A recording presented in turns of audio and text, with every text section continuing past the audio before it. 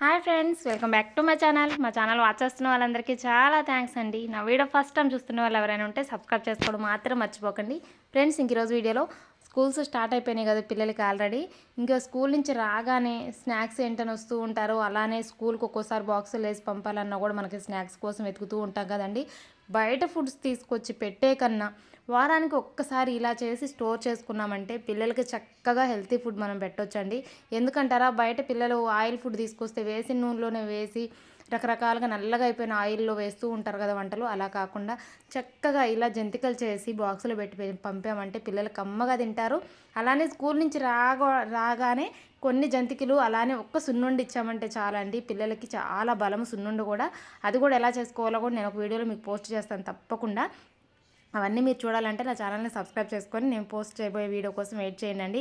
నేను డైలీ పిల్లలు స్కూల్ నుంచి రాగానే ఇలా కొన్ని జంతికలు అలానే ఒక్క సున్నుండ 1-2 సున్నుండలు పెడుతుంటానండి. అది కూడా నేను తయారు చేసినవి, బయట ఫుడ్ అస్సలు పెట్టను. చూసారు కదా, మామూలుగా శనగపిండి తీసుకున్నాను, అలానే బియ్యం పిండి తీసుకున్నానండి. కడిగి బియ్యాన్ని శుభ్రంగా ఆరబెట్టుకొని పొడి పట్టించిన బియ్యం పిండి, అందులో కొంచెం వాము, అలానే నువ్వులు చాలా మంచిదండి. అలానే రుచికి సరిపడా ఉప్పు, కారం, ఇంతే, ఇంకేం వేయలేదు నేను. నువ్వులు కూడా పిల్లలకి చాలా మంచిదండి. విడిగా మనం పెడితే తినరు. కొంతమంది నువ్వులు లడ్డులు కూడా తినరు పిల్లలు.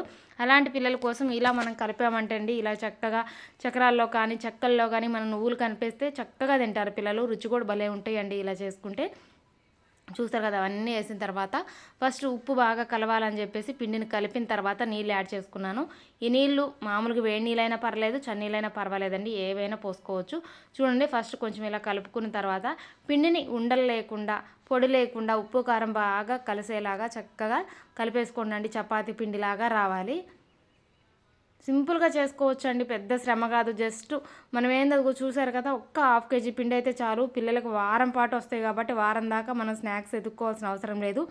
ఎక్కువ చేసి పెట్టేసినా కూడా నూనె వాసన వస్తాయి కాబట్టి ఎక్కువ అస్సలు చేయొద్దండి. ఇలా కొంచెం కొంచెంగా చేసుకుంటే చాలు. 10 రోజులకు ఒకసారి, వారానికి ఒకసారి చేసామంటే చాలండి, ఎక్కువ శ్రమ ఉండదు మనకి.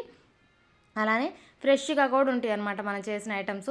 చూసారు కదా, పిండి చక్కగా కలిపేస్తాను చపాతీ పిండి మాదిరి. ఇప్పుడు కొంచెం తడి చేసుకొని ఇలా చక్రాల గిద్దెల్లో పెట్టేసుకొని చక్రాల్లాగా ఒత్తుకొని మనం డబ్బాలో స్టోర్ చేసుకున్నామంటే కమ్మగా ఉంటాయండి. చూసారు కదా, కొంచెం శనగపిండి అలానే బియ్యం పిండి సమానంగా తీసుకుంటే చాలా బాగా వస్తాయండి.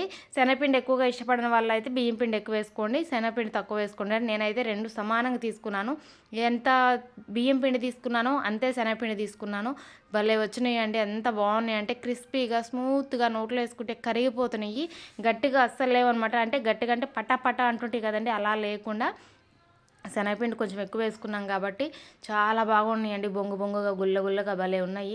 తప్పకుండా మీరు ట్రై చేసి చూడండి, మీకే తెలుస్తుంది ఎట్లా వచ్చాయో. చూసే కదా, నేను గిద్దలతో ఒత్తేసిన తర్వాత ఇలా చిన్నవి కావాలనుకుంటే మాత్రం ఇలా జల్లిగంట ఉంటుంది కదా, దాని మీద పెట్టేసుకొని ఇలా నూనెలో వేసేసుకోండి, సరిపోతుంది. మీకు ఎలా వీలైతే అలా చేసుకోవచ్చు. చూసారు కదా, బాగా ఎర్రగా కాలనే ఉండండి. పచ్చిగా ఉంటే కొంచెం పచ్చి వాసన వస్తాయి, అలానే మెత్తగా కూడా ఉంటాయి కాబట్టి కొంచెం రెడ్ కలర్లోకి మారేంత వరకు కాగిన తర్వాత తీగ తిప్పుకున్నాక ఇలా రెడ్ కలర్లోకి వచ్చినాక తీసుకున్నామంటే కమ్మని చక్రాలు రెడీ అయిపోయినాయండి. చూసారు కదా, ఎంత సింపుల్గా చేసుకోవచ్చు. ఇంత మాత్రం దానికి మనం బయట వేలకు వేలు పెట్టి కొనే కంటే శుభ్రంగా ఇలా చేసి పెట్టి పిల్లలకి ఆరోగ్యమైన తిండి మనం పెట్టేలా చూసుకోవచ్చండి. మనం పిల్లలు స్కూల్కి వెళ్ళిపోయినాక ఇంట్లో ఖాళీగానే ఉంటాం కదా, ఆ ఖాళీ టైంలో ఇలా చేసి పెట్టామంటే పిల్లలు చక్కగా స్కూల్ నుంచి రాగానే కమ్మగా తింటారండి. చూడండి ఎంత క్రిస్పీగా వచ్చినాయో, ఇలా నలుపుతుంటే ఉట్టుగా నలిగిపోతున్నాయి, గుల్లగా కూడా వచ్చినాయండి, చాలా బాగున్నాయి. చూసారు కదా ఫ్రెండ్స్, చక్రాలు ఎలా తయారు చేసుకోవాలి. ఈ వీడియో మీకు నచ్చితే లైక్ చేయండి, షేర్ చేయండి. Thank you for watching. Bye.